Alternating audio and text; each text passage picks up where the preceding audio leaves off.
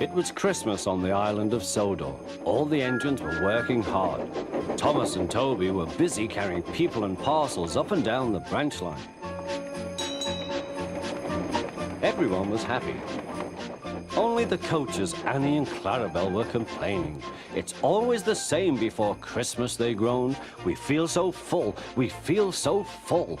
Oh, come on, said Thomas. Where's your festive spirit? Christmas Day is almost here.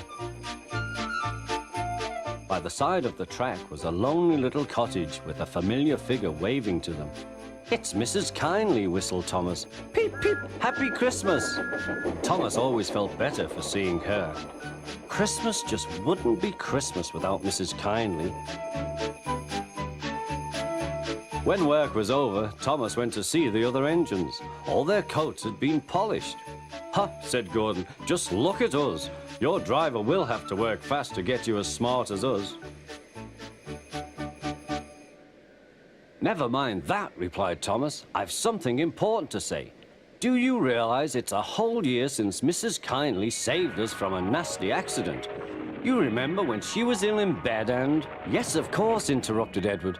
You told us how she waved her red dressing gown out of her window to warn you about a landslide ahead. And you and Toby gave her presents, Percy joined in. And the Fat Controller sent her to Bournemouth to get better. But, said James and Henry together, the rest of us have never thanked her properly. Exactly, said Thomas. So now I think we should all give her a special Christmas party. Everyone was getting very excited, and the drivers felt sure that the Fat Controller would agree, as indeed he did. The engines were all busy making plans when silence fell. The Fat Controller had bad news. The weather's changed badly. Mrs. Kindly is snowed up. Toby says he'll help to rescue her. You must help too, Thomas. There's no party unless you do. Thomas hated snow, but he said bravely, I'll try, sir. We must rescue her. We must. There's a good engine. You and Toby will manage splendidly. Thomas charged the snowdrifts fiercely. Sometimes he swept them aside, sometimes they stuck fast, and the men had to loosen them.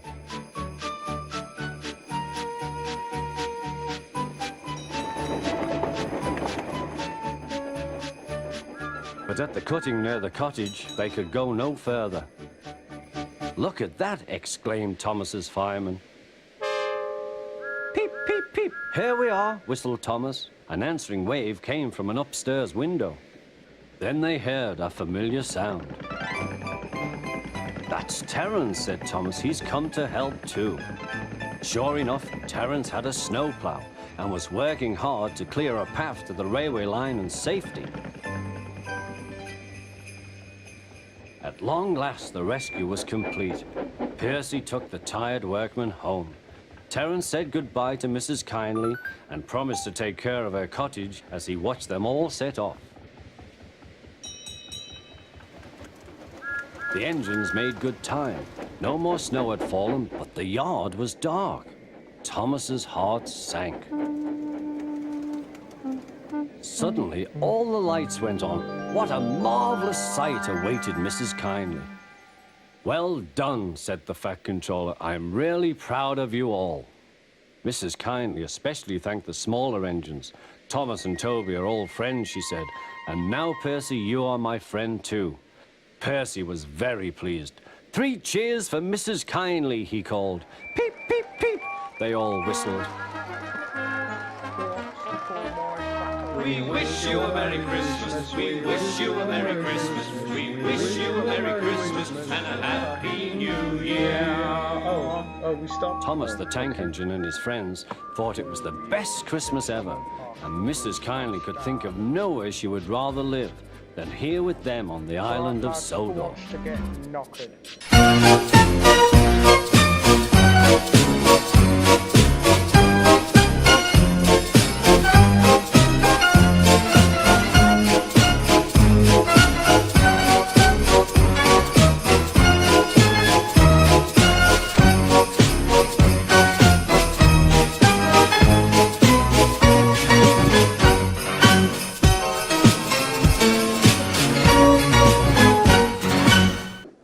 It was 2 days before Christmas. Many children were expected on the island of Sodor. All the engines were busy with the final preparations. The Fat Controller wanted this year's carol party to be an extra special celebration. The Fat Controller was now waiting impatiently for Thomas. "Quickly now," he said. "Our Christmas tree has arrived just in time. I want you to fetch it, Thomas. Duck can look after Annie and Clarabelle until you get back." "Will we be able to sing carols too?" asked Thomas. "We'll see," promised the Fat Controller. It would be nice to sing carols again, sighed Thomas, as he set off on his important mission.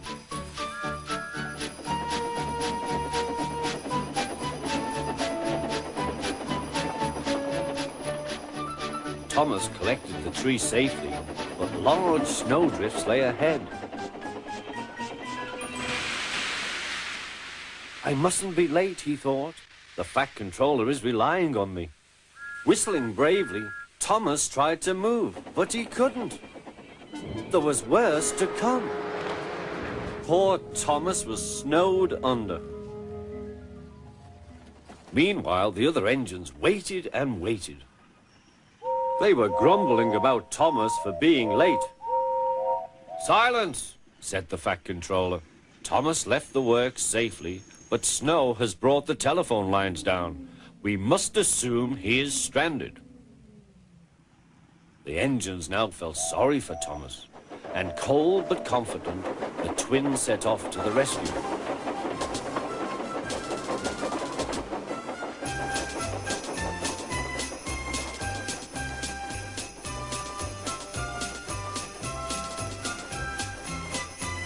Suddenly, they came to a drift that was deeper than the rest.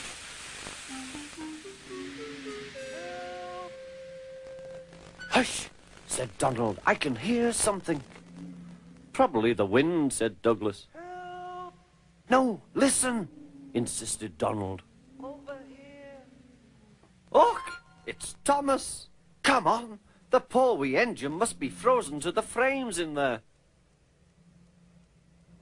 When the workmen arrived, it took some time to decide how to dig away the heavy drifts of snow. Thomas's driver and fireman, who had taken shelter at a nearby cottage, joined the rescue. At last, Thomas and the precious Christmas tree were freed from the snowdrift.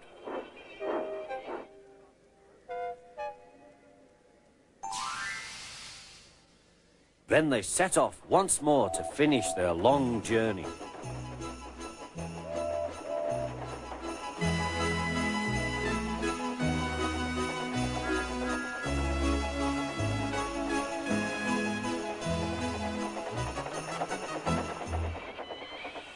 The Fat Controller greeted them warmly.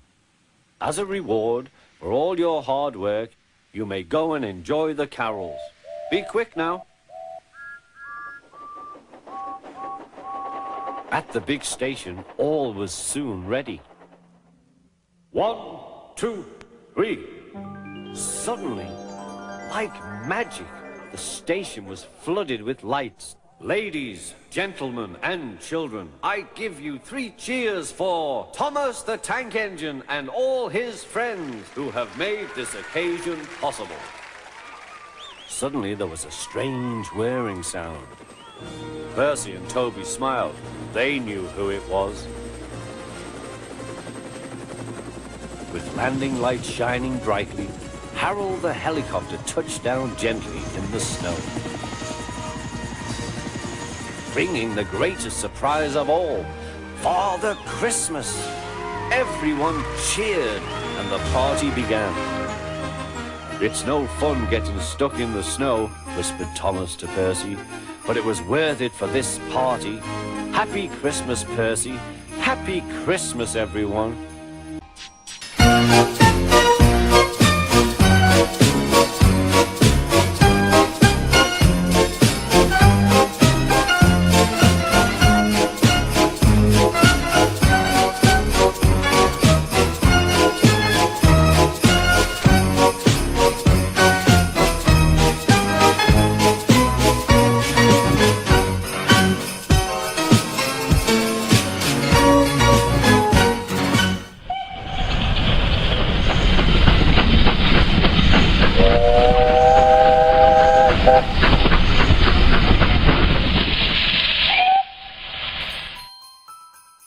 This is the story of Thomas's Winter Wonderland.